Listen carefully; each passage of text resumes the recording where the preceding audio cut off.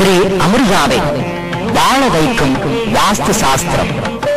உங்கள் குழந்தைகள் நன்றாக படிக்கவும், உங்கள் பெண்களுக்கு விரைவில் திருமணம் நடைபெறவும், வெளிநாடு சென்று பொருள் ஈட்டவும், தொழிலில் வெற்றியும் லாபமும் பெறவும், இளைஞர்கள் நல்லதொரு வேலை வாய்ப்பு பெறவும், உங்கள் அனைத்து லட்சியங்களும் நிறைவேற மாமியார் மருமகள் சண்டையை தடுக்கும் வாஸ்து.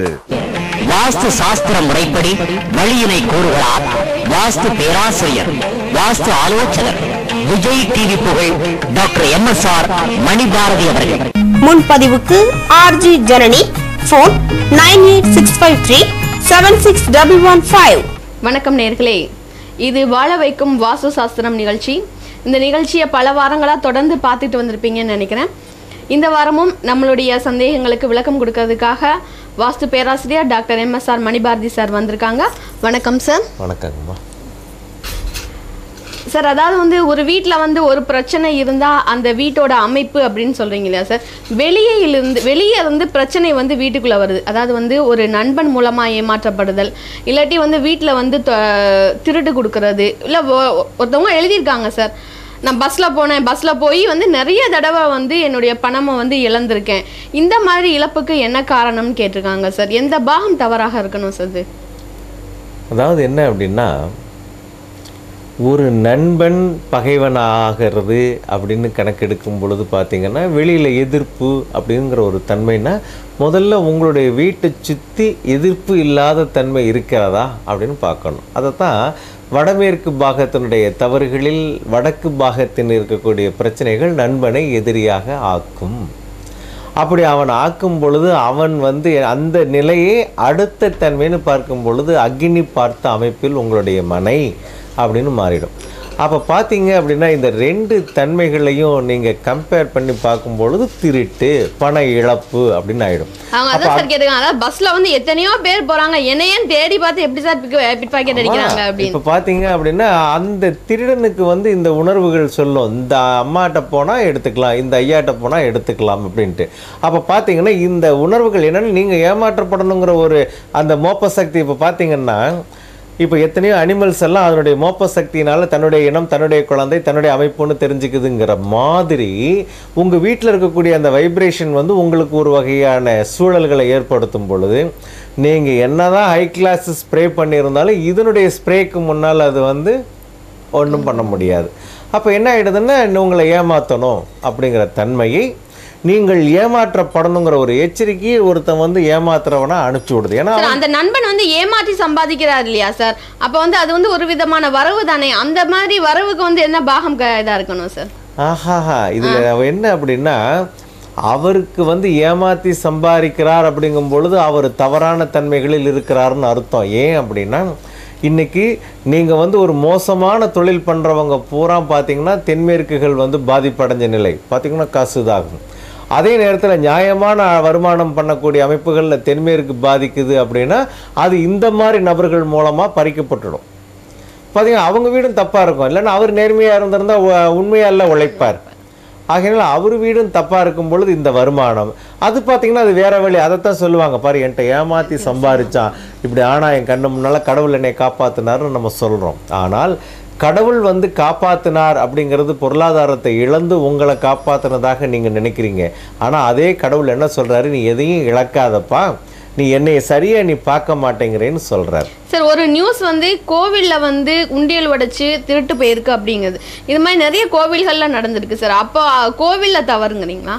இப்போ இப்போ உண்டியல் வைக்கிறதே தப்பு தானேங்கம்மா. இப்போ பார்த்தீங்கன்னா ஆதியில் ஒரு குடத்தில் உண்டியல் அப்படிங்கிற முறைகள் எல்லாம் வச்சுருப்பாங்க, சாயந்தரம் ஆனால் எடுத்து உள்ளே வைக்கிறது. இன்றைக்கி நம்ம உண்டியல் அப்படிங்கிற அமைப்புகளில் காங்கிரீட் எல்லாம் போட்டு வைக்கிறாங்க பார்த்தீங்களா, அதெல்லாம் தப்பான தன்மை ஆகிடுதுங்க. நிறைய இப்போ ஆலயங்களில் சின்ன சின்ன மாற்றங்களாக இப்போ அந்த மண்டபங்கள் எல்லாம் கடைகளாக மாற்றுறது, ஆஃபீஸ் ரூமுக்கு கொடுக்கறது, இந்த மாதிரிலாம் நிறைய தப்பு பண்ணுறாங்க.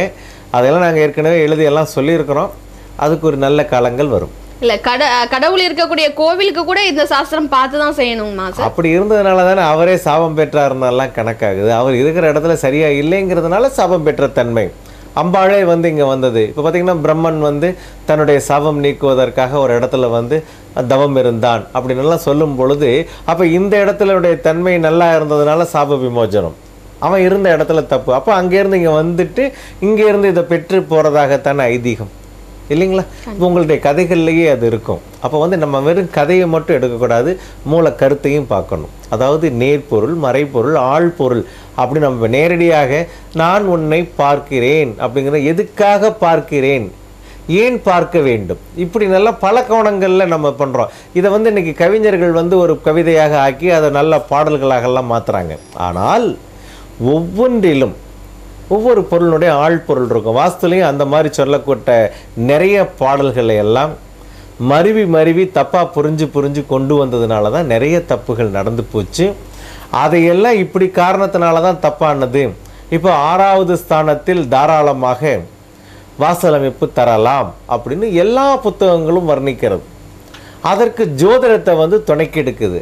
ஆனால் ஜோதிடத்தில் சுக்கிரனுடைய தன்மையினுடைய அமைப்பு வேறு, வாஸ்துவில் சுக்கிரனுடைய தன்மை அமைப்பு வேறு. அப்போ 2 ஸ்தானத்தில் இப்ப நான் இங்க வாஸ்து நிபுணராய் இந்த இடத்துல இருக்கிறது அப்படிங்கிற தன்மை வேறு. நான் என்னுடைய குழந்தைக்கு தந்தை அப்படிங்கிற ஸ்தானத்தில் அங்கே போய் இருந்தேன்னா நான் வாஸ்து நிபுணர்னு பேச முடியாது.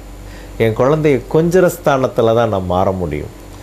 அதே போல தான் நாளைக்கு என் பேத்தியை நான் கொஞ்சம் பொழுது பார்த்தீங்கன்னா நான் வாஸ்து நிபுணர் இப்படித்தான் நான் உன்னை கொஞ்சுவேன் அப்படின்லாம் சொல்ல முடியாது. அந்த கண்ணத்தை பார்த்த உடனே அந்த மழலையினுடைய தன்மைக்கு ஏற்ற மாதிரி அமைப்புக்கு ஏற்ற மாதிரி மாறி. அப்போ என்ன இந்த அமைப்புல கம்பேரிஷனில் ஆகுது அப்படின்னு நீங்கள் பார்த்தீங்க அப்படின்னா நீங்கள் யாராக வேண்டுமானாலும் இருக்கலாம். ஆனால் இந்த ஸ்தானத்தில் இந்த இடத்தில் இங்கே இருக்கக்கூடிய சுக்கிரனுடைய தன்மை என்ன அப்படின்னு பார்க்கணும். அப்போ பார்த்தீங்கன்னா 2 தன்மை மாறுது பார்த்தீங்களா? அதே நேரத்தில் ஒரு அதிகாரியாக இருக்கும் பொழுது தன் வீட்டில் அதிகாரத்தை காமிக்கிறது ஒரு அமைப்புக்கும், இங்கே வீட்டுக்குள்ளே நுழைஞ்சோடனே முதல்ல அம்மா அந்த சட்டையை கழட்டி வச்சுட்டு அந்த கேப்பெல்லாம் எடுத்து வச்சுட்டு நீங்கள் இந்த வீட்டுக்காரராக வாங்க அப்படின்னு சொல்கிறாங்கங்கிறத எத்தனை படங்களில் பார்க்குறீங்க. ஒவ்வொருத்தருடைய அதிகாரிகளுடைய வீட்டிலையும் அதுதான். அந்தந்த பதவியில் இருக்கும் பொழுது தன்மை வேறு, இந்த வீட்டுக்கு வரும் பொழுது இருக்கக்கூடிய தன்மைங்கிறது வேறு. ஜோதிடத்தில் சுக்கிரன் இருக்கக்கூடிய அமைப்பு வேறு, வீட்டுக்குள் சுக்கிரன் வரும் பொழுது இருக்கக்கூடிய தன்மை வேறு. சார் நீங்க இப்ப ஜோதிடத்தில் வந்து திருமண தடை இருந்தா வந்து ஜெயிக்க முடியும், அதை மீறி வந்து திருமணம் செய்ய முடியும் அப்படின்னு சொல்றீங்க சார். இல்ல குழந்தை பாக்கியம் இல்லைன்னு சொல்லப்பட்ட ஜாதகருக்கும் வந்து குழந்தை பாக்கியம் கண்டிப்பாக கொடுக்க முடியும் இப்படின்னு பல பிரச்சனைகள் இது பண்ணும்போது ஜோதிடம் வந்து பொய்த்து விடாதா? ஐயே, இதுல என்ன பெரிய ரிலேட்டிவ் அப்படின்னு பாத்தீங்கன்னா, ஜோதிடம் ஏற்கனவே சொன்னது பூரா உங்களுக்கு கிடைக்கலன்னு தானே ஜோசியர் சொல்றாரு. ஆட பாரியா பாவி, இந்த உனக்கு 2 வருஷத்துக்கு முன்னாலே இதெல்லாம் கிடைக்க வேண்டியது, கிரகங்கள் வந்து ரொம்ப யோகத்தன்மையில இருந்தது என்ன அப்படின்னு கேட்கிறார். ஏன் அந்த 2 வருஷம் அந்த கிரகம் தரல அப்படின்னா, இங்கே அந்த கிரகம் வந்து மைனஸ்ல இருக்குங்கம்மா. இப்போ வந்து 2 பாசிட்டிவா இருந்து உங்களுக்கு ஹெல்ப் பண்ற மாதிரி இருந்ததுன்னா உங்களுக்கு எல்லாமே தங்கு தடை இல்லாமல் கிடைச்சிடும். இங்கே வாசல் நெகட்டிவாக இருக்கும் பொழுது அங்கே உள்ள கிரகம் மாறி போகுது இல்லைங்களா? இப்போ வந்து உங்களுக்கு வலுவான கிரகங்கள் வலுவற்ற கிரகங்கள் அப்படிங்கிறதெல்லாம் ஜோதிடத்தில் எடுக்கலாம். இங்கே எல்லாமே ஒரே வலுவான கிரகங்கள்ங்கிற அமைப்பு தான். இங்கே வந்து எல்லாருக்குமே ஆட்சி, எல்லாருமே ஒரே பவர் இங்கே. அப்போ அவங்கள எப்படி நீங்கள் வணங்குறீங்கிறத பொறுத்து. அதனால தான் உங்களுக்கு பார்த்தீங்கன்னா திருவாரூர்லையும் வைத்தீஸ்வரன் கோவில்லையும் நவகிரகங்கள் வரிசையாக இருக்கும். ஏனென்றால் அது 2மே பூமி ஸ்தலம்னு வர்ணிக்கப்படுது. இப்போ நீங்கள் கதைகளோட சொன்ன அமைப்புகள் பூரா இந்த தத்துவங்களை எல்லாம் கொண்டு போய் அங்கே வச்சாங்க. மன்னன் வந்து இந்த ஊருக்கு இந்த கோவிலில் தான் கல்வெட்டு எழுதி வச்சான். ஏன் இங்கே வந்து தான் தப்பு பண்ண மாட்டாங்க, இது பாதுகாக்கப்படக்கூடிய ஒரு இடம் அப்படின்ட்டு. ஒரு பள்ளிக்கூடத்தை கட்டிட்டு அதில் கல்வெட்டு எழுதுனதாக இல்லை, பள்ளிக்கூடங்களே கோவிலில் நடைபெற்றது. ஒரு ஓரத்தில் வந்து அந்த குருவானவர் வந்து இருந்து பாடம் நடத்திட்டு இருப்பார். இன்றைக்கும் வேத பாடசாலைகள் என்றெல்லாம் கோவில்களுக்குள்ளே தான் ஒரு பாகத்தில் சொல்லி கொடுக்குறாங்க. ஏனென்றால் சிற்பசாஸ்திர முறைப்படி நேர்த்தன்மை பெற்ற அந்த மண்டபத்தில் குரு இப்படி இருந்து தான் சொல்லணும் அப்படி நல்லா இருக்குது. அப்போ வந்து இதெல்லாம் நாளடைவில் எங்கிட்ட ஒரு மண்டபத்தில் திரும்பி உக்காந்துட்டு ஜெபம் பண்ணுறோம், சங்கரா ராமா கோவிந்தான்னு சொல்கிறோம் அப்படின்னு போயிட்டோம். ஒவ்வொன்றுக்கு நேம நிஷ்டைகள் அப்படின்னு எல்லாம் சொன்னாங்க. எதமா கடைப்பிடிக்கிறீங்க? எதையாச்சும் ஒன்றையாவது எடுக்கணுமா இல்லையா? எதையும் எடுக்கலை. இதுக்கு அத்தனைக்கும் மூலம் என்ன அப்படின்னா வாஸ்துன்னு சொல்லிட்டாங்க. அப்போ மூலத்தை முதல்ல எடுத்துக்கணும். இல்லை உங்களுக்கு வீடுன்னு ஒன்று முகவரி கொடுத்துட்டு தானே நீங்கள் இன்னாருன்னு சொல்லுங்க. அந்த மாதிரி இதுகளை வந்து இயற்றின முனிரிஷிகள் வந்து காடுகளில் தானே சார் தெரிஞ்சாங்க. காடுகளில் ஏன் தெரிஞ்சான்? எனக்கு அதெல்லாம் ஒண்ணுமே வேண்டியது இல்லப்பா, எல்லாம் உனக்கு தான் வேணும், அதனால உனக்காக நான் எல்லாம் கொடுத்துட்டு நான் அமைதியான வாழ்க்கைன்னு போயிடுறேன். ஆமா, ஆனா பாத்தீங்கன்னா ஒவ்வொரு மன்னனுக்கிட்டையும் முனிரிஷி கூட இருந்தானே, ஏன்? அப்ப இவன் நான் மன்னன் ஆகணும்னு நினைச்சிருந்தா ஆயிருக்க முடியாதா? விரும்பல, அவன் விரும்பல. என்ன விரும்புகிறான்? மன்னன் நன்றாக இருந்தால் குடிகள் நன்றாக இருக்கும்.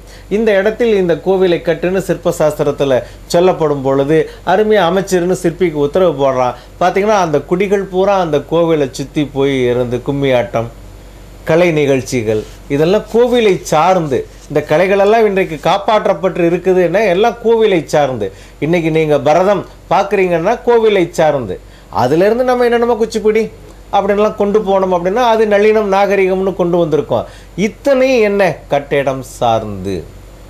அப்ப கட்டிடம் சாராத தன்மை எதுவுமே இல்லை. அந்த கட்டிடத்துக்குன்னு ஒரு சார்பு தன்மை என்னன்னா வாஸ்து.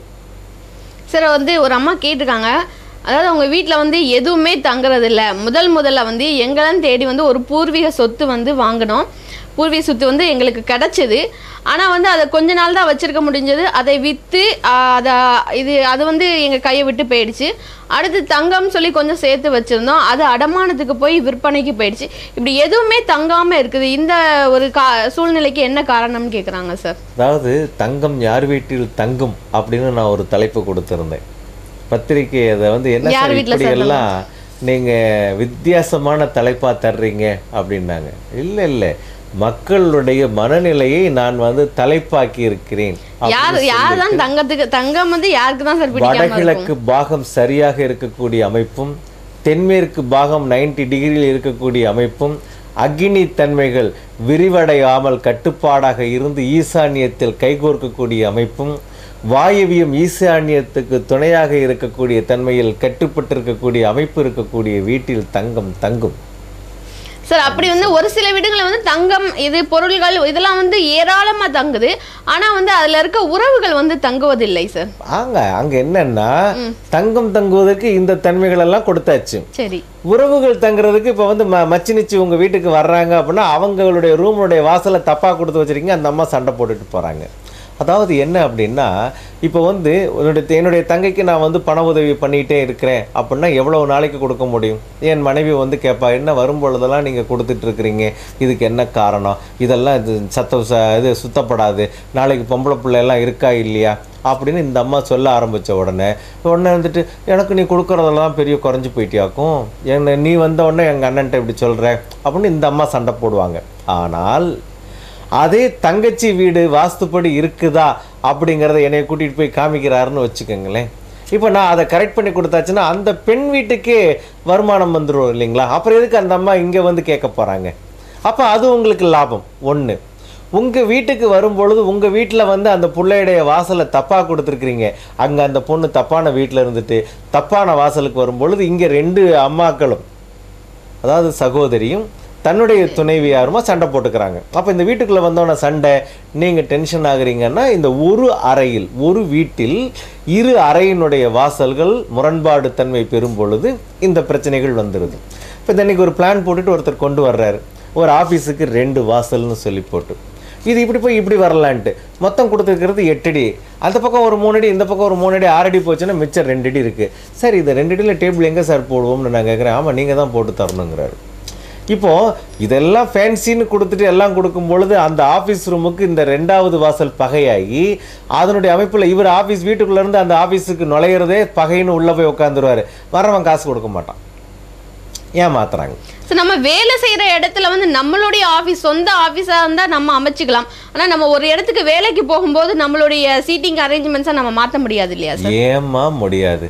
16 அடியில் 26 அடி 36 அடின்னு பெரிய ஹாலில் உங்களுக்கு ஒரு டேபிள் ஒரு 4 அடி 3 அடின்னு போட்டு தர்றாங்க. அப்படி இருக்கையில் அந்த அறையினுடைய அமைப்புகளில் இப்போ 4 பேர் மேனேஜர் இருக்கிறாங்கன்னா 4 பேருக்கு சீட்டை கரெக்ட் பண்ணி கொடுக்குற அளவுக்கு ஏன் ஒரு வாஸ்து நிபுணரை கூப்பிட்டு ஒரு கரெக்ட் பண்ணி வச்சுக்கவா முடியாது? முடியாததுங்கிறது கிடையாதுமா, முயற்சிக்கலைங்கம்மா. நாம் முயற்சி என்ன, கண்ணை மூடிட்டு இங்கே இந்த பொருள் வச்சுருந்தேன் காணான்னு சொன்னால் கண்ணை திறந்து பார்க்கணும் இல்லையா? அட்லீஸ்ட் கிடைக்கணும். ஒத்த கண்ணில் பார்த்தா கொஞ்சம் போல தெரியும், என்னமோ தெரியுது, இங்கே தான் வச்சுருப்போமோ. அப்படின்னா அது நினைக்கணுமா இல்லையா? சொல்லுவாங்களே தோல்ல ஆட்ட போட்டு தேடின கதை அப்படின்னெல்லாம் நீங்க பாக்குறீங்க அப்படின்னா என்ன காரணம்? ஏன் அந்த மறதிக்கு என்ன காரணம்? ஏன் இந்த கண்ணை மூடிக்கொண்டு நாம் வந்து கண் கெட்ட பிறகு சூரிய நமஸ்காரம் எல்லாம் சொல்றோமே, அந்த சூரியனை ஒழுங்கா ஆராதனை பண்ணி இருந்தால் கண் கெடாதே. சூரியன் தவறான தன்மையில் பாகம் தப்பாக இருக்கும் பொழுது கண்ணை குருடுவாக்குவான் அப்படின்னு ஜோதிடம் சொல்லுதே. ஆனா வாஸ்துவில் சூரியனுடைய பாகத்தை நல்ல அமைப்பாக நீங்கள் கொடுக்கும் பொழுது அவன் குருடாக்கவில்லை, அந்த குருட்டுத்தன்மைங்கிற தன்மையவே இல்லாமல் பண்ணுகிறார். இப்போ என்ன, நவகிரகத்தை நீங்க போய் வேணா அந்த நவகிரகத்தினுடைய தோஷம் நீங்குன்னு சொல்றான். அப்ப எங்க போய் சொல்றான்? கோவிலுக்கு. அங்க போகும்பொழுது எந்த கிரகம் சூரியன் வலு குறைந்திருக்கிறான்னு சொல்லி போட்டு அதுக்கு பதிலாக போய் சுக்கிரனையா கும்பிட சொல்றாங்க. சூரிய பகவானுக்கு ஞாயிற்றுக்கிழமை அர்ச்சனை பண்ணுன்னு சொல்றாங்க. இங்க என்னடானா சூரிய பாகத்தை தப்பா வச்சுட்டு அங்க போனீங்கன்னா அந்த ஆள் அங்க போனோன்னு பார்ப்பான், இருக்குப்ப வீட்டுக்குள்ளே நான் வந்திருக்கிறேன் மரியாதை இல்லாமல் பண்ணி போட்டு இங்கே வந்து நிற்கிறான். சரி சரி நின்றுட்டு போ, 1% கொடு அப்படின்னு உத்தரவு போடுறான். 1%.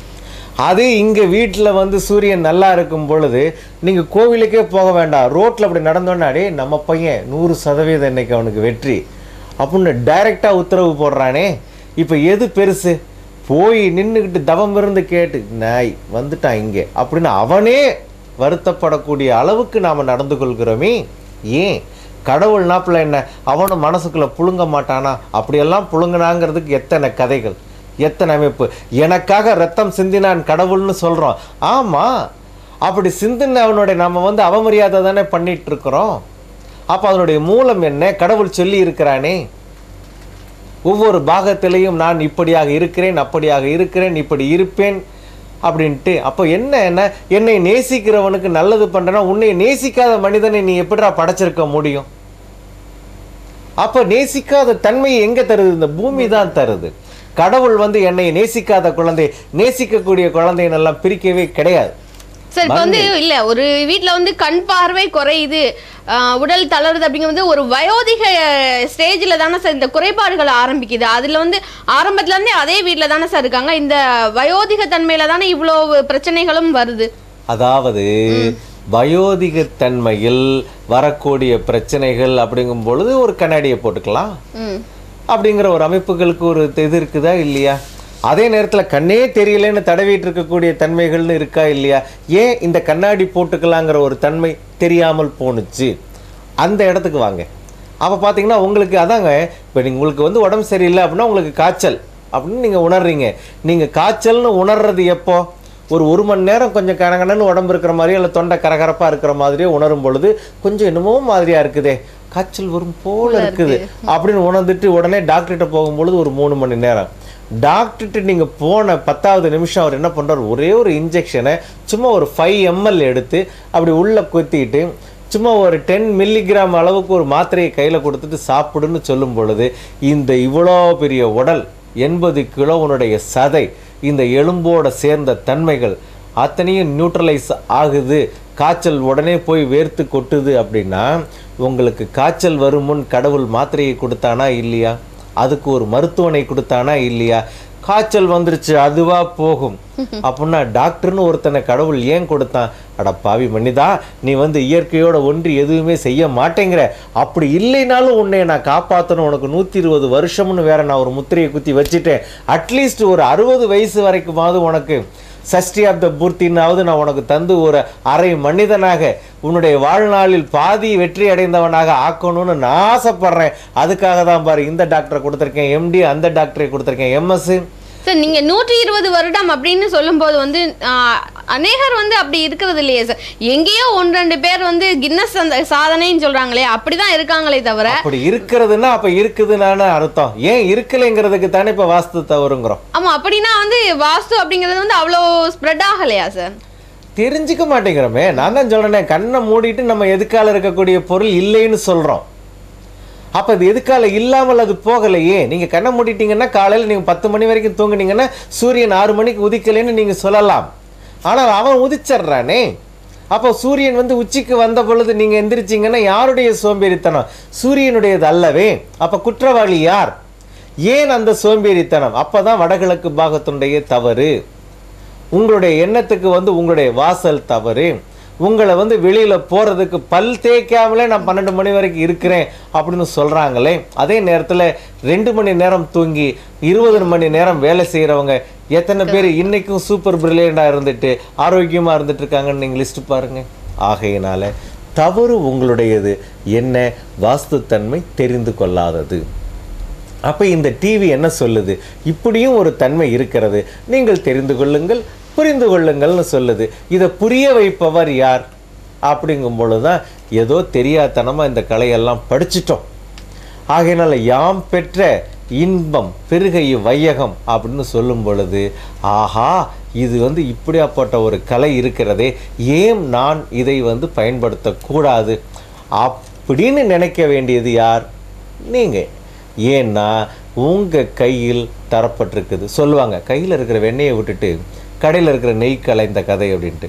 உங்கள் இடத்துல இருக்கக்கூடிய பிரச்சனையை சீரமைக்காமல் நீங்கள் ஏன் மற்ற அமைப்புகளை நீங்கள் பார்க்கணும்? அதனால் முதல்ல உங்கள் வீட்டை நீங்கள் பார்க்குறதுன்னு பாருங்கள்.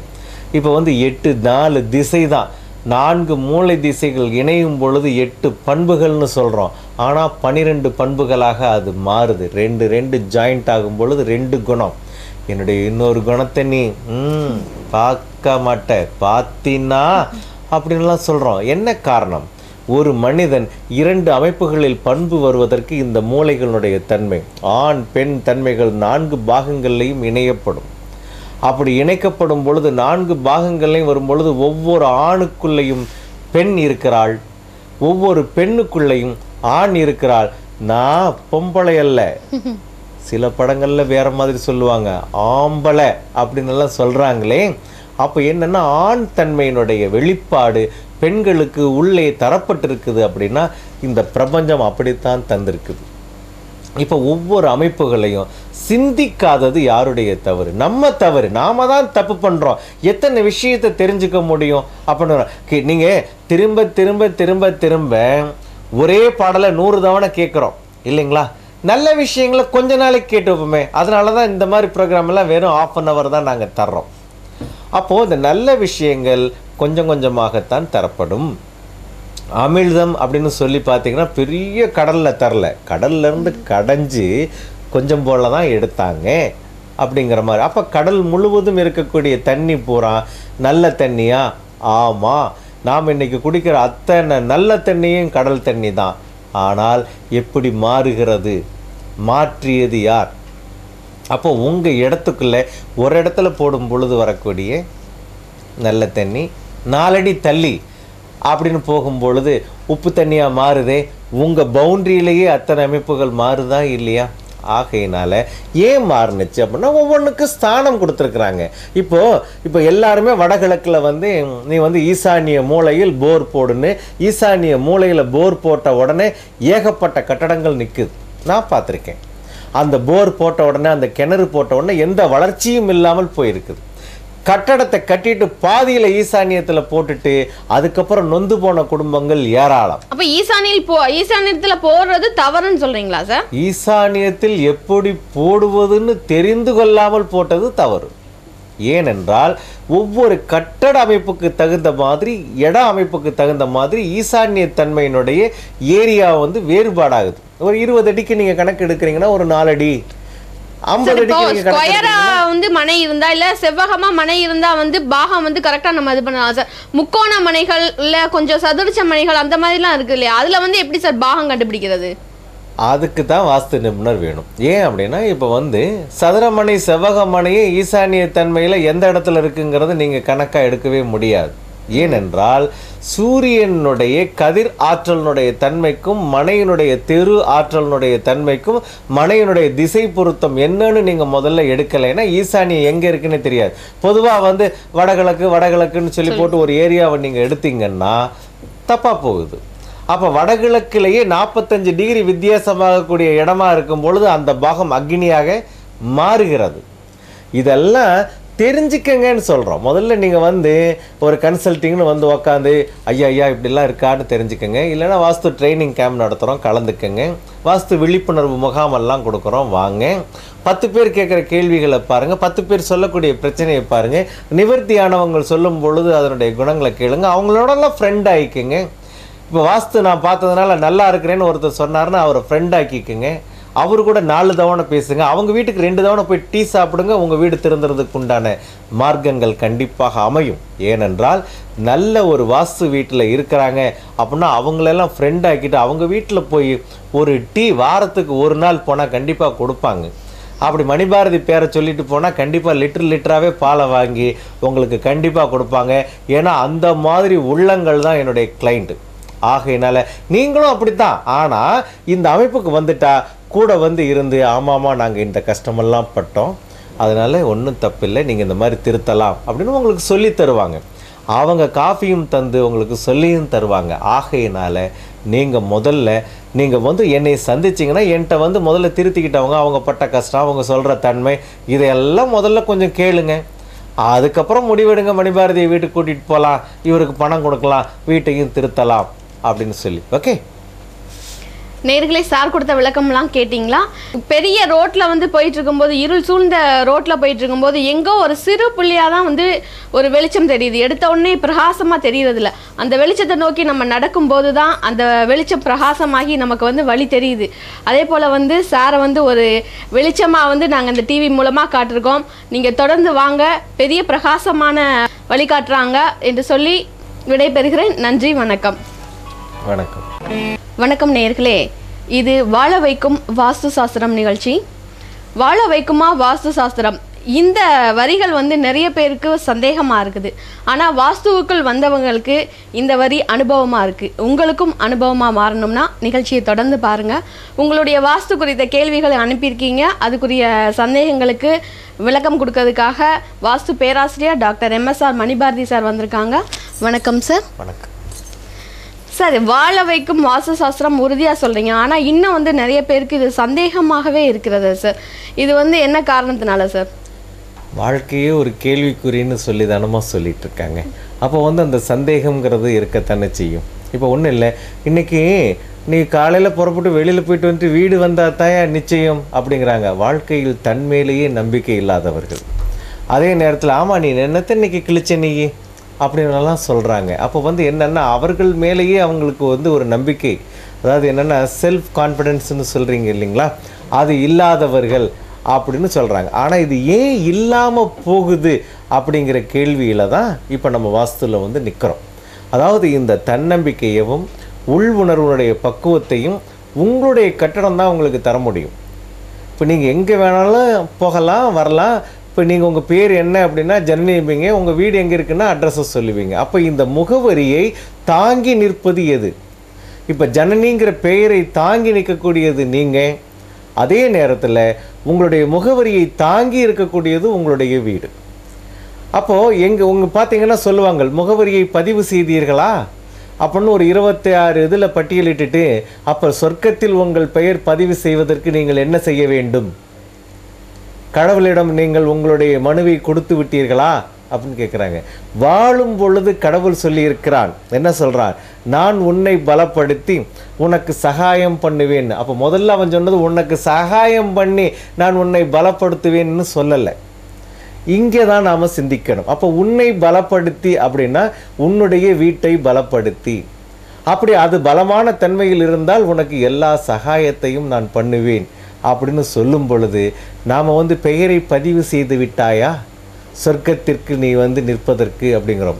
வாழும் பொழுது நரகத்தை சந்தித்து கொண்டு இருந்தால் சொர்க்கம் வந்து நன்றாக அமையும் என்று சொல்லப்படும் தத்துவங்களை எல்லாம் எடுத்துக்கொண்டு செத்த பிறகு சொர்க்கத்தில் இருக்கணும் அப்படிங்கிறதுக்கு இப்பவும் நம்ம சொர்க்கத்திலேயே தானே நடைமுறைப்படுத்தணுங்கிறது தான் என்னுடைய வாதம். ஆனால் இருக்கிறது வந்து ரொம்ப கஷ்டமான சூழ்நிலைங்கும் போது, வாழும் போதே கஷ்டத்தை அனுபவிக்கும் போது சொர்க்கத்தை பற்றி நினைக்கிறது எங்க சார்? அது நிறைய ஆன்மீகவாதிகள் சொல்லக்கூடிய அமைப்பு, நீ எல்லாம் கஷ்டப்பட்டுட்ட அதனால உனக்கு பிறவியே கிடையாது, அதனால அப்படின்னா எதுக்கு மனித பிறவி தேவையில்லை? மனிதனாக உலா வரணுமா? உணர்வுகளோடு பகிர்ந்து கொள்ள வேண்டுமா? என் மகள், என் தங்கை, என் மனைவி, என் தாய், என் சகோதரி, என் தோழி, எனது நட்பு வட்டம், என்னுடைய நண்பன், என்னுடைய தம்பி, என்னுடைய அண்ணன், என்னுடைய மச்சான், என்னுடைய மாமான், இந்த உறவுகள் எல்லாம் எதற்கு? யோசிக்க வேண்டாமா? அப்ப இதுக்கு எல்லாம் பலம் தருவது எது? இந்த உறவுகளை தந்தது எது? எங்க மாமா வீடு அங்க பார் சொல்றானே. அப்ப அது எது காண்பிக்கிறது? மாமா ஆனால் தங்கி இருக்கக்கூடிய வீட்டில் அவருக்கு மரியாதை என்ற தன்மை. ஆகையினால உங்கள் வீட்டில் அங்கீகாரம் இருந்தால், அதாவது வீட்டுக்காரம்மா அங்கீகாரம்னு மட்டும் எடுக்காதீங்க, அந்த அம்மாவும் அங்கீகாரம் தரணும்னா இந்த வீட்டினுடைய அமைப்பு அங்கீகாரப்படுத்தப்பட வேண்டும். ஒரு தெற்கே இருக்கக்கூடிய பிரச்சனை ஒரு பெண்ணின் மனதை பேதலிக்க செய்கிறது. அதே நேரத்தில் சுக்கிர வாசலாக அது அமைந்தால் அந்த பெண்ணினுடைய மன உளைச்சல்களுக்கு காரணமாக அமைகிறதுன்னு வாஸ்து சொல்லுது. இல்ல அதாவது ஒரு குற்றவாளியை போய் ஏதாவது ஒரு சந்தர்ப்பத்துல பேட்டி எடுக்க வேண்டியதோ எதுவோ வந்ததுன்னா அவங்க சொல்ற ஒரு வார்த்தை அப்படின்னா அந்த நேரத்துல எனக்கு என்ன செஞ்சேன்னு எனக்கே தெரியல, அந்த நொடி என்ன நடந்ததுன்னே தெரியல, என்னுடைய மனசு எப்படி பேதலிச்சதுன்னே தெரியல, இப்படி ஒரு காரியத்தை செஞ்சுட்டேன் அப்படின்னு தான் சொல்றாங்களே தவிர யாரும் உணர்ந்து தப்பு செய்யணும்னு சொல்லி செய்யறது கிடையாது இல்லையா? அநேக குற்றவாளிகள் சொல்ற பதில் அனுபவிச்சு அவங்க சொல்ற கஷ்டமான வார்த்தை என்னன்னா, நான் என்ன செஞ்சேன்னு எனக்கே தெரியல அப்படிங்கிறது தானே சார். இதை தோற்றுவித்தது எது?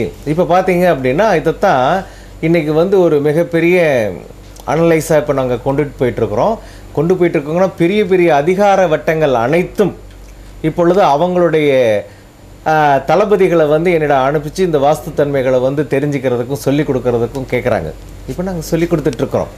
இப்போ ஒருத்தனை திருத்துவதற்கு அவன் இருக்கக்கூடிய அறையை எப்படி சமன் பண்ணுறது, அப்படி சமன்படுத்தப்படும் பொழுது அவன் எவ்வாறாக திருத்தப்பட முடியும் அப்படிங்கிறதெல்லாம் இன்றைக்கி நாங்கள் பண்ணிகிட்ருக்குறோங்கம்மா.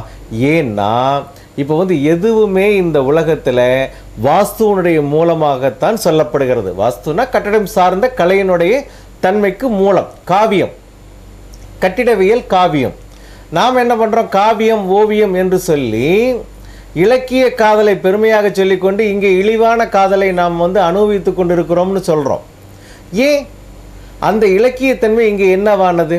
இன்னைக்கு பல தலைப்புகள் பார்த்தால் கொச்சைப்படுத்தப்படுகிறது, மகளிர் அணி போராட்டம் என்றெல்லாம் சொல்லப்படுகிறது. ஆனால் ஏன் அவ்வாறு சொல்லப்படுகிறது என்றால் அந்த படத்தினுடைய டைரக்டர் சொல்கிறான் இந்த இடத்துல இந்த சம்பவம் நடந்ததுன்னு பத்திரிகை சான்று தரப்படுகிறது. அங்கே தான் நான் சொல்கிறேன், இந்த காரணங்களுக்கு அந்த தென்மேற்கு பாகத்தினுடைய தெற்குத்தன்மை பழுதடைந்து இருந்ததால் அந்த தெற்கில் தகாத தன்மைகள் என்னென்ன இருந்ததோ அதையெல்லாம் இந்த பெண்மணியை இப்பாறு சாடியது. இந்த சாடிய தன்மைக்கு தென்மேற்கில் இருந்த பள்ளம் தன் மனைவியவே இவன் தவறான போக்கில் கையாண்டு பிரச்சனையை கொடுத்து அடித்து உதைச்சு துன்புறுத்தி, நான் ஏற்கனவே சொல்லியிருக்கேன், நான் ஒரு வீடு பார்க்க போன இடத்தில் மிகப்பெரிய பொறுப்பான பதவியில் உள்ளவர், ஒரு பெரிய ஞானஸ்தர், 1000 பேரை வாழ வைக்கக்கூடிய ஒரு அமைப்பில் இருக்கக்கூடியவர் தன் மனைவியை துன்புறுத்துகிறார். அதுக்கு அதே துறையினுடைய மற்ற ஒரு அதிகாரி சொல்லக்கூடியது சாடிஸ்ட் அப்படிங்கிற ஒரு வார்த்தையை. ஆனால் இவர் மற்றவர்களுக்கு வழிகாட்டும் பொழுது இவர் மற்றவர்களை அந்த வார்த்தை சொல்லி இந்த டாக்டர்ஸ் மனநிலை பாதிக்கப்பட்டவர்களுக்கு சொல்ற முதல் அட்வைஸே வேற இடம் மாறி இருந்து பாருங்க, வேற வெளியூர்களுக்கு கொஞ்சம் கூட்டிட்டு போய் இருந்து பாருங்க அப்படின்னு தானே சார் அவங்களுடைய ஃபர்ஸ்ட் அட்வைஸே. ஆமா, அதுல பாத்தீங்கன்னா அன்பே வால அந்த ஐயாவை கூட்டிட்டு போயிட்டு இருப்பாங்க. இப்ப நிறைய படங்கள்ல நீங்க கமல் படம் அதெல்லாம் பாத்தீங்க அப்படின்னா ஒரு வெளி இடங்களுக்கு போய் இருந்தால் அந்த பேய் பிடிச்ச அமைப்பு, அந்த மைண்டு குழம்பி இருந்து கொலாப்ஸ் ஆகிட்டு இருக்கிறது, ஏதோ குதிரையில் விரட்டிட்டு இருக்கிற மாதிரி அல்லது நெருப்பில் இருந்து வந்துட்டு இருக்கிற மாதிரியான அமைப்புகள் இப்படிலாம் சொல்லப்படுதுன்னா காற்றினுடைய ஆதிக்கம் அப்படின்னு சொல்லக்கூடிய வடமேற்கு பாகத்தினுடைய வடக்கு தவறுகள் எல்லாம் இந்த மாதிரியான ஒரு பேதலிப்புகளை தரும் அப்படின்னு வாஸ்து சொல்லுது. இப்போ இன்னைக்கு என்கிட்ட ஒருத்தர் வந்துட்டு போகிறாரு, அவருடைய கட்டடத்தை காமிக்கிறாரு. அப்படி பார்த்தீங்கன்னா அவர் தவறான தன்மையில் கொடுத்துருக்கிறாரு, 32 வயசு ஆகிருக்குது, திருமணம் நடக்கவில்லை. அப்போ அவருடைய மேற்கு பாகத்தினுடைய தவறுகள் இருக்கிறதையா, இது மங்கள காரியங்களுக்கு தடைன்னு நம்ம படத்தை பார்த்துட்டு சொல்கிறோம். ஆமாம் ஆமாம் எனக்கு இன்னும் கல்யாணம் ஆகலைங்கிறாங்க. அப்போ என்ன காரணம்? உங்களுடைய மனையில் பிரச்சனை இருக்கிறது, ஆகையினால் மனைவி வருகையில் பிரச்சனை இருக்கிறது, அதனால் திருத்துவமே அப்படின்னு சொல்கிறோம். இப்போ என்ன சொல்கிறாங்க, கட்டிடத்துக்கு திருத்துறதுக்கு இவ்வளவு செலவா அப்படிங்கிறாங்க. நான் என்ன சொல்ல வர்றேன்னா, கட்டடம் கட்டுவதற்கு செலவு பண்ணும் பொழுது செஞ்சுக்கங்க, இல்ல அதனால் இழந்த இழப்புகளுடைய செலவு அதிகம் இல்லையா? கம்பேர் பண்ணி நீங்க தான் பார்க்கணும். ஏன்னா இப்போ ஒரு வீட்ல ஒரு மூத்த குழந்தை ஒரு பெண் குழந்தை பிறந்திருக்கு சார்.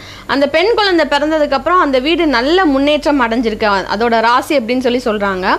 அவங்க ஃபேக்ட்ரி வச்சு பெரிய லெவலில் முன்னேறி இருக்காங்க. ஆனால் அந்த குழந்தை திடீர்னு மூளைக்காய்ச்சல் பாதிப்படைஞ்சு மனநிலை பாதிக்கப்பட்டு, அது போக அந்த ஃபேக்ட்ரியை சொந்தக்காரங்களே ஏமாற்றி எழுதி வாங்கிட்டு அவர் ஒரு பெரிய குடிகாரராகி ரொம்ப கஷ்டப்பட்டுட்டு குடும்பமே சிதறி போய் இருக்கிற இடமே தெரியல. இது வந்து உண்மை சம்பவம், இது வந்து கதையோ கற்பனையோ கிடையாது, இது வந்து உண்மையாக நடந்த சம்பவம். இப்படி ஒரு கஷ்டம் வந்து நல்ல அந்த குடும்பம் வந்து இப்படி பேதலிக்கிறதுக்கு அளவுக்கு ஆனதுக்கு வந்து எந்த பாகம் காரணமாக இருந்திருக்கும் சார்? அதாவது கண்டிப்பாக அவங்க வீட்டினுடைய வடகிழக்கில் கழிவு தொட்டின்னு சொல்லக்கூடிய செப்டிக் டேங்க் இருந்தே இருக்கும், அடைப்பு இருக்கும். திடீர்னு இவ்வளவு சொத்து ஒரு ஃபேக்டரி சம்பாதிக்கிற அளவுக்கு வந்ததுக்கு என்ன காரணம்? அதாவது பார்த்தீங்க அப்படின்னா வருமானம் வர்றதுங்கிறது வழி தெரியும், வந்தது தெரியும், போவது எங்கே அப்படின்னு எல்லாம் பாடல் கேட்குறீங்களே. வந்தது தெரியும், அக்கௌண்ட்ஸில் இருக்கும் இத்தனை லட்சம் ரூபாய் வந்ததுன்னுட்டு. அதை இதை முறைப்படுத்தி செலவு பண்ணுறோம் இல்லைங்களா? பண்ணும் பொழுது இப்போ நம்ம என்ன எடுக்கிறோம்? இப்போ உங்களுடைய தொழில், நீங்கள் தொழில் சார்ந்த ஒரு அமைப்புன்னு எடுக்கிறீங்க. இப்போ இந்த ஒரு பிஸ்னஸ் பண்ணுறீங்க அப்படின்னு வச்சுக்குவோம், அந்த மொபைல் பிஸ்னஸ் பண்ணுறீங்க அப்படின்னா 5% லாபம் கிடைக்கும் அப்படின்னு எடுத்துக்கிறீங்க. இப்போ உங்களுடைய செலவெல்லாம் போக 5 ரூபா கிடைக்குது 100க்குன்னு கணக்கு. ஒரு 5000 ரூபா அப்படின்னா ஒரு 250 ரூபா கிடைக்கும் அப்படின்னு எடுக்கிறீங்க. செலவெல்லாம் போக இது கிடைக்கும், நான் வச்சுருக்கிறது லோ மார்ஜின் 5% அப்படின்னு சொல்கிறீங்க. ஆனால் இந்த 5% ஆதாயம் தரும்னு தானே இந்த பிஸ்னஸில் நீங்கள் இறங்குறீங்க. அப்போ அது ஏன் தராமல் போணுச்சு? அந்த 250 ரூபா என்னாச்சு? எல்லா செலவும் போக 250 என்னாச்சு? அப்போ வந்தது தெரிஞ்சது இல்லையா? விற்றோம், 1000 பீஸ் விற்றுருக்குறோம். அப்போ கணக்கெடுங்க, 1000 பீஸுக்கு எத்தனை 250 அப்படின்னு 2.5 லட்ச ரூபா சம்பாரிச்சிருக்கிறோம்.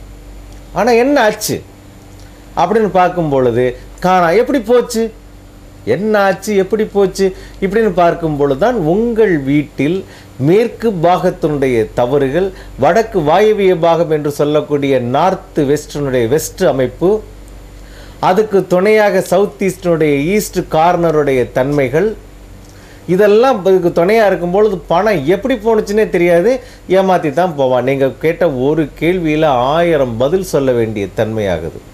அப்போ ஏமாற்றப்படுதல். அப்போ என்ன ஆகுது? இந்த இது பார்த்துட்டு இன்னொரு 1000 பீஸ் வாங்கலான்னு பணத்தை கொடுக்கும் பொழுது எடுத்துக்கிட்டு ஓடுதல், சரக்கு அனுப்புறேன்னு சொன்னால் வந்து சேரல. நல்லா அந்த குழந்தைக்கு திடீர்னு ஒரு பாதிப்பு வந்து மனநிலை பாதிக்கப்படுற அளவுக்கு போகிறதுக்கு அதுதான்மா வடகிழக்கு அப்படின்னு சொல்ல. வடகிழக்கு பாகத்தில் ஈசான்யத்தில் உங்களுக்கு கழிவு தொட்டி, அதே இடத்துல கழிவறை, கழிவறையினுடைய தன்மையால் அடைப்பு, இப்படி பார்த்தீங்கன்னா மொத்த அமைப்புகள் அங்கே இருக்கும் பொழுது மனநோயாளிமான எத்தனையோ வீட்டில் நான் அதை போய் சரி. அதுக்கப்புறம் வந்து அவங்களுடைய வீடு இது எல்லாத்தையும் வித்துட்டு வந்து வேற இடத்துக்கு போயிட்டாங்க சார். ஆனாலும் வந்து இன்னி அளவுக்கு வந்து அதே பாதிப்புல தான் அவங்க இருக்கிறாங்க. ஸ்டேஜை முன்னிலைப்படுத்தணும், முன்னேற்றப்படுத்தணும் அப்படின்னா இப்போ போயிருக்கிற வீடையும் நாம் வந்து கொஞ்சம் சரி பார்த்தா அந்த அமைப்புகளை கொடுக்க முடியும். ஏன்னா இன்னைக்கு மருத்துவத்தில் முடியாததே இல்லைன்னு சொல்லும் பொழுது அந்த மருந்து ஏன் வேலை செய்யலை அப்படின்னு பார்க்கும் பொழுதாக இருக்கும். ஏன்னா எனக்கிட்ட ஒரு மருத்துவத்துறையை சார்ந்த ஒரு அதிகாரி வந்து என்னுடைய ஸ்டூடெண்ட். அவர் வந்து இன்றைக்கி ஒவ்வொன்றும் அனலைஸ் பண்ணும் பொழுதெல்லாம் அவங்க வீட்டில் இந்த இடம் பாதிப்பா, உடனே பாருங்கள் நீங்கள் எங்கள் டாக்டர்கிட்ட போங்க, இந்த ஊசியை போட்டுட்டு முதல்ல உங்கள் வீட்டை திருத்துறதுக்கு முயற்சி பண்ணுங்க அப்படின்னு அட்வைஸ் பண்ணி அனுப்புகிறார். ஏன் அனுப்புகிறாருன்னா அனுபவம். ஐயோ இந்த வியாதி கொடுமையானதாச்சே, இதை சுமந்துக்கிட்டு இப்படி வந்துட்டு இருக்காங்களேன்னு சொல்லி ரெக்கமெண்ட் பண்ணுறாரு. அதே இதில் தாய்க்கு அந்த டெஸ்ட் அப்படிங்கும் பொழுது அவர் சொல்கிறாரு, உங்கள் வீட்டினுடைய பாகம் தவறாக இருக்குமா, மணிபாரதியை பாருங்கன்னுட்டு. மறுபடியும் அவங்க பொண்ணுக்கும் அதே மாதிரியான அமைப்பில் ஒரு 3 மாதம் கழித்து போகும்போது அந்த புள்ள சொல்லுது, டெஸ்ட்டில் என்னமா போனதோன்னு உங்களுக்கு வந்த மாதிரியான ஒரு பிரச்சனை இப்போ உங்கள் பிள்ளைக்கும் இருக்குது. என்ன நான் அன்றைக்கி சொன்னேன்னே இந்த மாதிரி பார்க்க சொன்னேன், பார்க்கலன்னு அன்றைக்கே நீங்கள் சொன்னீங்க அங்கிள், எங்கள் அம்மா கேட்கவே இல்லைன்னு அப்படியே தான் என் பிரச்சனையில் இருந்துட்டு இருக்காங்க, நாங்கள் அவங்கள பார்க்கல அப்படின்னு சொல்கிறாங்க. இப்போ இவர் வருத்தம் அதிகம் படுறார் இந்த கலையை தெரிஞ்சுக்கிட்டதுனால. இப்போ நான் வருத்தம் அதிகம் படுறேன் இந்த உலகத்துக்காக, ஏன்னா இந்த கலையை தெரிஞ்சுக்கிட்டதுனால. அதே நேரத்தில் இதை பரப்புறதுன்னு ஒரு முயற்சியில் ரொம்ப வேகமாக இறங்கிட்டு இருக்கோம். அப்போ இந்த மாதிரியான கொடுமையான நோய்த்தன்மைகளுக்கு குழந்தைகள் ஆளாவதற்கு என்ன காரணம் அப்படின்னா, கிரக நிலையில் மனநிலை பாதிப்புனா இன்னைக்கு இது எனக்கு இப்போ பிடிக்கல அப்படின்ட்டு ஒதுங்கிட்டு என்னமோ மூடு சரியில்லை போல் இருக்கு. இதுவும் எப்போவுமே அது பிடிக்கலைங்கிற ஒரு தன்மையை கொடுக்கறதுக்கும் பார்த்தீங்கன்னா வீடு தான் துணை. ஆகையினால இப்போ 8 பாகத்தினுடைய தன்மைகளில் வந்து தவறுகள்னு லிஸ்ட் எடுத்தா 6000 தவறுகள் லிஸ்ட் எடுக்கப்படுது. ஒரு 6000 தவறுகள் இருக்கு அப்படிங்கிறீங்களா சார்? அவ்வளோத்தையும் சரி பண்ணி வச்சுக்க முடியுமா? அதாவது அவ்வளவு தவறுகளை இன்னைக்கு நாங்கள் பார்த்ததில் ஒவ்வொரு வீட்லேயும் ஒவ்வொரு தன்மைகளையும் நாங்கள் எடுத்த லிஸ்டெல்லாம் எடுத்து நாங்கள் பட்டியல் போட்டு இப்படி விட்டோம்னா உங்களுக்கு என்னென்ன தவறுகள், ஒவ்வொரு குடும்பம் ஒவ்வொரு அல்லல்பட்ட தன்மை, அல்லல்பட்ட விதம். ஆனால் பொதுவான உணர்வு அப்படின்னா பொருளாதார இழப்பு, நோயாதிக்கம், பிரச்சனை, மன துன்பம் இப்படிங்கிற மாதிரி. ஆனால் இதற்கு நடைபெற்ற காரணங்கள் சூழல்கள்னு பார்த்தீங்கன்னா பல்வேறு தன்மைகளில் பிரிஞ்சு போகுது. ஏன்னா 900 கோடி மனிதர்களாக நாம் இருக்கும் பொழுது எவ்வளவு பிரச்சனைகள் இருக்கும்னு நீங்கள் சொல்லலாம்.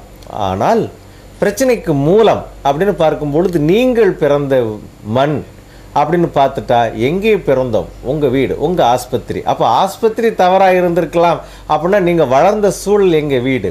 மறுபடி வாழுகிறது எங்கே வர்றோம்? எங்கேயோ ஒரு வீடு. எந்த ஊருக்கு போனாலும் ஏதோ ஒரு வீடு. அட்லீஸ்ட் ஒரு லாட்ஜில் தங்கினாலும் மாதக்கணக்கில் தங்குறதாக இருந்தாலும் அந்த அறை டென்ஷன் தர்றதாக இருந்தால் டென்ஷன் ஆக்கிடும். இப்போ நாங்கள் தங்குற ரூமெல்லாம் பார்த்தீங்கன்னா அப்படியே மாற்றிட்டு தான் உட்காந்துருப்போம். அதாவது ஒவ்வொரு வீட்டுக்கும் வந்து ஒருத்தர் வந்து வாஸ்து தெரிஞ்சுக்கிட்டாங்க அப்படின்னா வந்து அவங்களுடைய குடும்பம் முழுவதையுமே வந்து நல்லா இருக்கும், பரம்பரை முழுவதும் வந்து சொல்லி கொடுத்துக்கலாம், தவறு வைக்காம பாத்துக்கலாம் இல்லையா இருக்கும். நான் என்ன சொல்றேன், உங்க கூட்டத்துல ஒரு ஆளை வாங்க. நீங்க வந்து ஒரு 30 குடும்பம் உங்க சொந்தக்காரங்க இருக்கலாம். முதல்ல நீங்க ஒருத்தங்க வாங்குங்கிறேன். அந்த 30 குடும்பத்தை நீங்க காப்பாத்துங்கிறேன் நான். அப்போ 30 குடும்பத்துக்கு நீங்கள் எடுத்து சொன்னீங்க, வாஸ்து படிச்சிருக்கேன்னு சொன்னீங்கனாலே உங்களை கூப்பிட ஆரம்பிச்சிருவாங்க. வா வா வா வா, நீ எனக்கு கொஞ்சம் நல்லது பண்ணு, நல்லது செய்யு அப்படின்ட்டு. அப்போ நீங்கள் உண்மையாக செய்யுங்க, உண்மையாக சொல்லுங்க. சார் இப்போ வந்து ஒரு 2 பேர் வந்து ஃப்ரெண்ட்ஸாக இருக்காங்க சார். லேடிஸில் வந்து 2 பிள்ளைங்க வந்து ஃப்ரெண்ட்ஸாக இருக்காங்க. ஒரு பொண்ணோடைய அப்பா வந்து ஆன்மீகவாதி, ஆன்மீகத்தை மட்டுமே நம்புறவர் சார். இன்னொரு பெண்ணோட அப்பா எப்படி அப்படின்னா ஜாதகம், ஜோதிடம் இதில் நம்பிக்கை உள்ளவங்க. ஆனால் 2 பேருமே அவங்களுடைய பொண்ணுக்கு வந்து மாப்பிள்ளை தேடிக்கிட்டே தான் இருக்கிறாங்க. அவங்களும் நேரம் வந்துருச்சுன்னு பார்த்துட்டு தான் இருக்காங்க, இது கடவுள் விட்ட வழின்னு பார்த்துட்டு தான் இருக்காங்க. ஆனால் 2 பேருக்குமே வந்து தள்ளி போய்கிட்டே இருக்குது சார். இது வந்து எப்படி சார்? அதாவது ஆன்மீக தன்மைகளில் இன்னைக்கும் பார்த்தீங்க அப்படின்னா உங்களுக்கு மீனாட்சி கல்யாணம் சொல்லு, சீதா கல்யாணம் சொல்லு, கோவிலில் உபன்யாசத்துக்கு ஏற்பாடு பண்ணால் உங்கள் குழந்தைக்கு கல்யாணம் நடக்கும்னெல்லாம் சொல்கிறாங்க. ஆனால் அங்கே 100 பேர் வந்த இடத்தில் ஒரு 10 பேருக்கு அமையுது அப்படிங்கிற கணக்குகள் தான் இன்றைக்கி சொல்கிறாங்க. 100ல் 10 ரெடி ஆயிடுச்சு இல்லைங்கிறாங்க. நான் என்ன சொல்கிறேன், 100ம் சரியாக வேண்டும் என்றால் இப்போ மங்கள காரியங்களுக்கு தடையாக இருக்கக்கூடியது என்று எடுத்தால் உங்களுடைய நீங்கள் கொடுத்துருக்கக்கூடிய தண்ணி தொட்டி கூட தடையாக அமைஞ்சு போகும். அந்த தண்ணி தொட்டி எந்த பக்கத்தில் கொடுத்துருந்தாலும் வாசல் அமைப்புக்கு பகையான தன்மை அப்படின்னு மாறினா அது அப்படியே வந்து தான் வந்து சரியான ஆள் அப்படின்னு சொல்லிட்டு இது இருந்துக்கும், தடையை ஏற்படுத்துது. இப்போ பல இடங்களில் அந்த மாதிரி தன்மைகளை பார்த்து அதுக்கு பார்த்தீங்கன்னா இப்போ ஆண் அப்படின்னு கணக்கு எடுத்திங்கன்னா தென்மேற்கு மேற்கு, பெண் அப்படின்னு கணக்கு எடுத்திங்கன்னா தென்மேற்கு தெற்கு, அதே நேரத்தில் வடக்கினுடைய துணை வடக்கு. ஆனா வந்து அவங்களுடைய சொல்ற ரீசன்ஸ் என்ன அப்படின்னா இன்னும் வந்து நேரம் கூடி வரல, இல்ல கடவுள் சோதிக்கிறார் அப்படிங்கிற பதில் தான் வந்து இருபக்கத்துல இருந்தே கடவுள் சோதிக்கிறாருங்கிறது உண்மை. ஏன்னா கடவுள் வந்து இந்த இடத்துல இருக்கிறான், 8 இடத்துல நான் 8 தன்மையில இருக்கிறேன்னு இருக்கிறான். காப்பாற்ற வேண்டியவர் எதுக்கு சார் சோதிக்கணும்? இல்ல இங்க நீங்க அவருக்கு மரியாதை கொடுக்கலையே. இப்போ ஒண்ணு இல்லை, யாராக இருந்தாலும் அவங்கள நீங்கள் இப்போ சின்ன குழந்தையா இருந்தாலும் வா தங்கம்னு கூப்பிட்டா என்ன ஆண்டி என்ன டே வாடா இங்கன்னு போடின்றுவான். ஏன்னா அந்தந்த மரியாதை நீங்கள் குழந்தையாக இருக்கட்டும் பெரியவங்களாக இருக்கட்டும் மரியாதை கொடுக்கணும்னு சொல்கிறோம். கிவ் ரெஸ்பெக்ட் டேக்ஸ் ரெஸ்பெக்ட்னு சொல்கிறோம். ஆனால் இங்கே ஆதிக்க சக்தியாக இருக்கக்கூடிய கடவுள் பாகங்களை தப்பாக கொடுத்துட்டா அந்த கடவுளை சாபம் பெற்று விடுகிறாருன்னு அர்த்தம். நீங்கள் கதைகளில் பார்த்தீங்கன்னா இறைவனே சாபம் பெற்று தன்னுடைய நிலை மாறி போனதாக அர்த்தம். மீண்டும் அவர் வந்து பிரச்சனைக்குள்ளாக ஆக்கப்பட்டதாக தானே சார் நம்ம கதைகள்ல சொல்லப்படுது இல்லைங்களா? அந்த மாதிரி இங்கே நம்ம கொடுத்துருக்குறோம், வேற ஒன்றும் இல்லை. அப்போ இப்போ வடகிழக்கு பாகம் என்று எடுத்தால் அந்த பாகம்தான் சிவன், அந்த பாகம்தான் அல்லாஹ், அந்த பாகம்தான் இயேசு, அந்த பாகம்தான் பௌத்தம் அப்படின்னு ஆன்மீகம் சொல்லுது, அந்த பாகம்தான் சைனம் அப்படின்னு சொல்லுது. ஆனால் விஞ்ஞானம் என்ன சொல்லுது? அங்கேதான் உயிராற்றலினுடைய உணர்வு தன்மைகளை நான் கொஞ்சம் தூவி விடுகிறேன், அதை நீ முறைப்படுத்தி கொண்டு எடுத்துக்கொள் அப்படின்னு சொல்லுது. இப்போ ஒரு மலர் மலர வேண்டும் என்றால் சூரியனுடைய ஆற்றல் வேணும்னு அர்த்தம். நீங்கள் வேணால் கண்ணாடி இதுக்குள்ளே போட்டு விட்டுட்டு எதுவுமே இல்லாத ஒரு இருட்டறையில் கொண்டு போய் நீங்கள் ஒரு பூச்சட்டியை வைங்க, மலர்ந்துருமான்னு பார்ப்போம். அப்போ சூரிய ஆற்றலினுடைய தன்மை உங்கள் வீட்டுக்குள் முறைப்படுத்த வேண்டும் என்றால் அதை சுமந்து வரக்கூடியது யார்? சயின்ஸ்ல வந்து ஒரு எக்ஸ்பெரிமெண்ட் பண்றது கூட வந்து ஒரு இலையில வந்து ஒரு சின்ன ரிப்பன் மாதிரி கட்டிட்டு வந்து சூரிய ஒளியில வச்சாலும் அந்த ரிப்பன் பட்ட இடத்துல வந்து அந்த ஸ்டார்ச் கிடைக்கிறது இல்லை அப்படிங்கிறது தானே சார் ரிசல்ட். ஆமா, உங்களுக்கு 7வது கிளாஸ்லயே சொல்லி தந்திருக்கிறாங்க. கடைபிடிக்க மாட்டேங்கிறமே வாழ்க்கையில. 7ஆம் கிளாஸ்ல வந்து 2 மார்க் கொஸ்டினுக்கு அது கொடுக்கப்படுது. இல்ல எல்லாரும் ஏன் கடைபிடிக்கல அப்படின்னா இது வந்து ஏமாற்றம் அடைஞ்சிருவோமோ அப்படிங்கிற ஒரு பயம் வந்து இருக்கதானே சார் செய்யுது. அதாவதுங்கம்மா, வாஸ்துல வந்து நான் அதான் சொல்றேனே, முழுசா படிச்சுக்கங்க, புரிஞ்சுக்கங்க, கேளுங்க. இப்போ இது ஆகாதுன்னு சொல்றாங்கன்னா என்னுடைய கிளைண்ட்டுக்கு நான் புரிய வச்சுட்டு தான் சொல்றேன். இப்போ வந்து என்னுடைய கிளைண்ட் வந்து இந்த கட்டடத்துலயே நான் இந்த இடத்துல இந்த கதவு நான் இப்படி தரக்கூடாதா, நான் கொடுப்பேன் சார், நல்லா கொடுங்க. ஆனா இப்படி கொடுக்கும்போது இந்த மாதிரி பிரச்சனைக்கு இதான் காரணம். உங்க சொந்தக்கார வீட்டில் அன்னைக்கு கூட்டிட்டு போய் காமிச்சிங்கல்ல, அந்த வீட்டில் இப்படி இருந்ததுனால தான் அந்த பிரச்சனை. இப்போ புதுசாக நீங்கள் வீடு கட்டுறீங்க, அதே பிரச்சனையை நம்ம வந்து இலவசமாக வாங்கிக்கணுமா? ஆமாம் சார், ஆமாம் அன்னைக்கு நீங்கள் சொன்னீங்கல்ல அப்படிங்கிறாங்க. அப்போ வந்து என்னென்னா வெளிப்பாடாக உள் உணர்வோடு அவங்களுக்கு வெளிப்படுத்தி சொல்லணும். அந்த சொன்னால் அவங்க தெரிஞ்சுங்க. எந்த இப்போ ஒன்றும் இல்லை, ஒரு குழந்தைய இருக்குதே இதை எடுக்காதரா, தம்பா இதை எடுத்து கீழே போட்டுறாதம்மா, இது வந்து அப்பா வந்து வெளிநாட்டில் வாங்கிட்டு வந்திருக்கிறாருமா, இது கிடைக்காதுமா, எங்கள் கையில் பார்த்துட்டு என்கிட்ட கொடுத்துட்றியா அப்படின்னு கேளுங்க. இந்த பத்திரம் அப்படின்னு யாராச்சும் அப்படின்னு அந்த குழந்தை சொல்லும் விதத்தில் அந்த குழந்தைக்கு நீங்கள் புரிய வைக்கலைன்னா அதில் என்ன பிரயோஜனம்? நீங்கள் பெரியவங்களா இருந்து ஏன் இந்த டென்ஷனை தருகிறது அந்த குழந்தைகிட்ட? ஏய் அப்படின்னு ஏன் டென்ஷன் உண்டு பண்ண வைக்குதுன்னா உங்கள் வீட்டினுடைய தவறுகள் தான். அக்னி வாசல் அப்படிங்கிற ஒரு அமைப்போ, அக்னி பாகத்தினுடைய தெருக்குத்தல் என்கின்ற தன்மைகளோ அந்த மனையில் இருந்தாலோ, உங்கள் வீடு அக்னி பார்த்த தன்மையில் அமைந்திருந்தாலோ, இந்த பார்த்தீங்கன்னா எல்லாருமே நேர்த்தன்மைன்னு தான் கொடுத்துருக்குறாங்க. ஈசானிய ரோடு வந்து நேரா தான் போகுது, அதுக்கு நேரா தான் கட்டடம் வச்சிருக்கோம், அது எப்படி திரும்பி இருக்குன்னு சொல்றீங்க அப்படின்னு ஒரு இது இருக்கு இல்லையா சார்? அதாவதுங்கம்மா, பொதுவாக வந்து நம்மளுடைய அட்ஜஸ்ட்மெண்ட்டு அப்படின்னுங்கும் பொழுது என்ன ஆச்சுன்னா, ஒரு காலகட்டங்களில் வந்து சூரியனை பார்த்து நிர்ணயம் பண்ணி நகர அமைப்புகள் எல்லாம் கொடுக்கப்பட்ட காலம். இன்றைக்கும் அந்த நகரங்கள் எல்லாம் புகழோடு இருந்து கொண்டு இருக்கிறது. பார்த்தீங்கன்னா மதுரை மீனாட்சி அம்மன், மதுரையில் வந்து வேறு எந்த பிஸ்னஸுமே இல்லை, ஆனால் கூட்டமாக இருக்கும்பாங்க. பார்த்தீங்கன்னா அத்தனை பிஸ்னஸும் அங்கே நடந்துட்டு இருக்குது. ஒரு காலத்தில் இருந்த அமைப்புகள் அப்போ பார்த்தீங்கன்னா நேர் அமைப்பு பெற்ற நகர அமைப்பு அப்படின்னு ஆகுது. இந்த மாதிரி நிறைய ஊர்கள் வந்து நேர்த்தன்மையில் இருக்கக்கூடிய நகரங்கள் பூரா புகழினுடைய அம்சத்தில் இருந்துட்டு இருக்கு. ஒத்தையடி தடமாக போயிட்டு இருக்கிறத அப்படியே பண்ணும் பொழுது அதில் ஒரு சின்ன இடைச்செருகள்னு ஒரு வார்த்தையை கொடுக்குறாங்க, சாலை அமைப்புக்கு தக்கபடி அப்படின்னு. இந்த சாலை அமைப்புக்கு தக்கபடிங்கிற வார்த்தையினுடைய தன்மையே ஆதியில் சூரியனை பார்த்து நகர அமைப்பு கொடுக்கும் பொழுது சாலை அமைப்புக்கு தக்கபடி அப்படிங்கும் பொழுது இப்போ வந்து இந்த சாலையில் இது உயர்வாக இருக்கலாம், தெற்கு சாலைக்கு இது தனிவாக இருக்கலாம் அப்படின்னு சொன்னதுக்கு தக்கபடி அப்படிங்கிற ஒரு வேர்டிங்க்கு வந்து ஒரு விரிவு கொடுத்து அதை வச்சிருந்தாங்க. இவங்க அந்த விரிவை வந்து என்ன பண்ணிட்டாங்கன்னா நாளடைவில் மக்களுக்கு அதை எத்தனையோ சொல்லி வந்து நம்மள்கிட்ட கேட்டால் சொல்லிட்டு போகலாம். பாருங்க, என்னுடைய லைவில் பார்த்து நான் நிறைய பேர் திருத்திட்டேன்லாம் சொல்லுவாங்க, நல்லா இருங்க அவ்வளவுதான். ஆனால் மணிபாரதிகிட்ட வந்தீங்கன்னா ஃபீஸ்.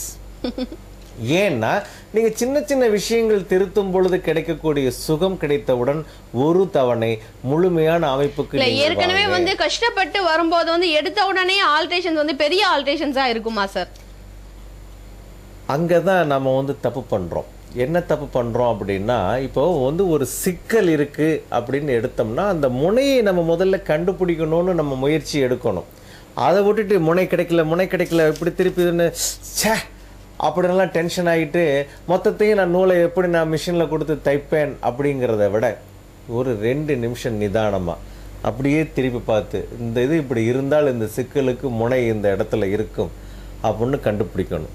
அந்த முனையை கண்டுபிடிச்சிட்டா ஒரு 2 தவணை வெளியில் இப்படி கொண்டு வந்தோம்னா ஒரு அரை ஜான் கிடைச்சிடும். அரை ஜான் கிடைச்ச உடனே பார்த்தீங்கன்னா அந்த சிக்கலான அமைப்பு வந்து லூஸ் ஆக ஆரம்பிக்கும். அதுக்கப்புறம் நீங்கள் பார்த்தீங்கன்னா இந்த கையில் கோர்த்து அந்த கையில் கோர்த்து நல்லா எடுத்து அழகாக எடுத்துருவாங்க. இந்த பொறுமை பெண்களிடம் உண்டு, அதே ஆண்கள்கிட்ட கொடுங்க இருக்காது. ஏன்னா இந்த சாஸ்திரமே பெண் சாஸ்திரம்.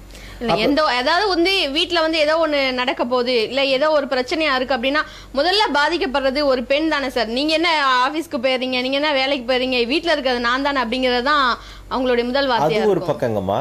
இப்ப நான் ஒரு வீட்டுல வந்து போய் சொல்லி காலையில ஒரு டிசைன் வந்து இந்த மாதிரி கொடுக்கலாமானா, இப்படி கொடுக்காதீங்க, கொடுத்தீங்கன்னா இந்த அம்மா கோபக்காரங்களாயிடுவாங்க, அந்த டிசைன் அந்த அம்மாவுக்கு பிடிக்காது அப்படின்னு சொல்றேன்.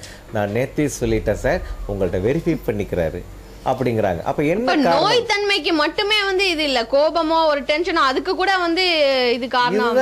நாளடைவில் நோயாகுதுன்னு இன்னைக்கு மெடிக்கல் ரிப்போர்ட்டினுடைய அமைப்பு. உங்களுடைய டென்ஷன் இப்போ வந்து ஹை சுகர், ஹை பிபி இதெல்லாம் என்னன்னு கணக்கில் சொல்றாங்க. டென்ஷன், கணையம் எதனால் பாதிக்கப்படுகிறது? டென்ஷனுக்கு வந்து என்ன மெடிசன் தரப்படுகிறது? B12 அப்படின்னு கொடுக்குறோம். அதை கொடுத்தும் கண்ட்ரோல் ஆகலைங்கும் பொழுதுதான் மணிபாரதியை பார்க்க சொல்லி ரெக்கமெண்ட் பண்ண சொல்றோம். அவ்வளவுதான். அப்போ என்ன ஆகுதுன்னா டென்ஷன் இல்லாமல் வந்து இப்போ வந்து நீங்கள் வந்து இப்போ டென்ஷனாகவே உழந்துட்டு இருந்து அப்படியே இது பண்ணுறது நொந்து போகிறத விட உங்கள் வீட்டை சீரமைக்கும் பொழுது டென்ஷன் கண்டிப்பாக குறையும். எத்தனையோ குடும்பத்தில் நான் முதல்ல குறைச்சிருக்கிறது அதுதான். எடுத்தோன்னே பெரிய ஆல்ட்ரேஷனாக நினைக்குமான்னு முதல்ல நினைக்காதீங்க. தப்பு என்னங்கிறத பார்ப்போம். தப்பு என்னதுன்னு தெரிஞ்சுக்கிட்டா திருத்துறதுக்கு வழி தெரியாதா? தப்பு என்னதுன்னு தெரியாததுனால தானே நம்ம தப்பு பண்ணணும். இது தப்புன்னு தெரிஞ்சிருந்தா அதை நம்ம பண்ணுவோமா? இந்த சுடும் அப்படி நினைச்சா நல்லா சுடட்டு, என் கை கொஞ்சம் குண்டாகட்டும், நான் இன்னொரு ஒரு 1/2 மீட்டர் ஜாஸ்தியாக வாங்கி நான் ட்ரெஸ் பண்ணிக்கிறேன் அப்படின்னு யாரும் நினைப்பதில்லை. தெரியாமல் சுட்டுட்டு வீங்கின பிறகுதான் ஆகா ஒரு லூஸ் ஃபிட்டிங் ஒன்று போட்டுட்டாவது மருந்தை போட்டு ஆத்துவோம்னு நினைக்கிறோம். ஆகையினால பயப்படவே தேவையில்லை. முதல்ல தப்பு என்னன்னு கண்டுபிடிப்போம். அந்த கண்டுபிடிக்கிறதுக்கு ஒரு வாய்ப்பு நீங்கள் வாஸ்து நிபுணரை கூட்டிகிட்டு போனாதான் உங்களுக்கு வந்து தெளிவு கிடைக்கும். இல்லைன்னா அந்த தவறுகள் வந்து கண்டுபிடிக்க முடியாது. இப்போ டிராயிங் என்கிட்ட வந்து பார்த்தீங்கன்னா ஒரு வாரத்துக்கு 100 டிராயிங் எனக்கு வந்துட்டு இருக்குது. இமெயில்லையும் போஸ்டல்லையும் ஃபேக்ஸ்லையுமா. இப்போ 100லையும் பார்த்தீங்க அப்படின்னா ஏகப்பட்ட பிரச்சனைகளை வந்து அவங்க கண்ணீராக எழுதியே தான் எனக்கு கடிதங்களெல்லாம் வருது. அதையெல்லாம் தான் நாங்கள் வந்து உங்களுக்கு மறுபடி செய்திகளாக நாங்கள் தரோம். ஏன்னா இன்னார்னு சொல்ல மாட்டோம், அவ்வளோதான் விஷயம். ஓகே, ஆகையினால பயப்பட தேவையில்லை. உங்கள் வீட்டை திருத்துவோம், உங்களுக்கு கண்டிப்பாக நிம்மதி கிடைக்கும், டென்ஷன் குறையும். என்ன நேர்களே, சார் கொடுத்த விளக்கம்லாம் கேட்டிங்களா? வீட்டில் வந்து நான் சொன்ன பிரச்சனைகளுக்கும் சார் கொடுத்த அமைப்பு, இந்த தவறான அமைப்புகளுக்கும் உங்கள் வீட்டில் இருக்கான்னு திரும்பி பாருங்க. சம்பந்தம் கண்டிப்பாக இருக்கும். அப்போ இது மூலமாகவே நீங்கள் வந்து உண்மையா பொய்யா அப்படின்னு, ஏன்னா வீடை வந்து உங்கள் வீட்டை வந்து நாங்கள் நேராக வந்து நாங்கள் பார்க்கல, ஆனால் பிரச்சனைகளை வந்து நாங்கள் சொல்லியிருக்கோம். இந்த பிரச்சனைக்கும் உங்கள் வீட்டு அமைப்புக்கும் சரியாக இருக்கான்னு பார்த்தாலே இது சரியா தவறா, இது வந்து மாற்றம் தரக்கூடிய அமைப்பா ஏமாற்றம் தரக்கூடிய அமைப்பான்னு உங்களுக்கே விளங்கிடும். நீங்களே பார்த்து முடிவு பண்ணுங்க. மீண்டும் இன்னொரு நிகழ்ச்சியில் சந்திக்கும் வரை விடைபெறுகிறேன். நன்றி, வணக்கம். வணக்கம். ஸ்ரீ அமிர்தாவை வாழ வைக்கும் வாஸ்து சாஸ்திரம்.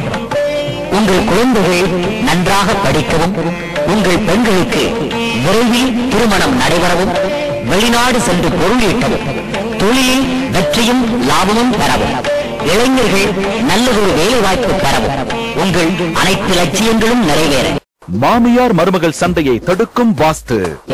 வாஸ்து சாஸ்திர முறைப்படி வழியினை கூறுகிறார் வாஸ்து பேராசிரியர், வாஸ்து ஆலோசகர், விஜய் டிவி புகழ் டாக்டர் MSR மணிபாரதி அவர்கள். முன்பதிவுக்கு RG ஜனனி, போன் 9865376115.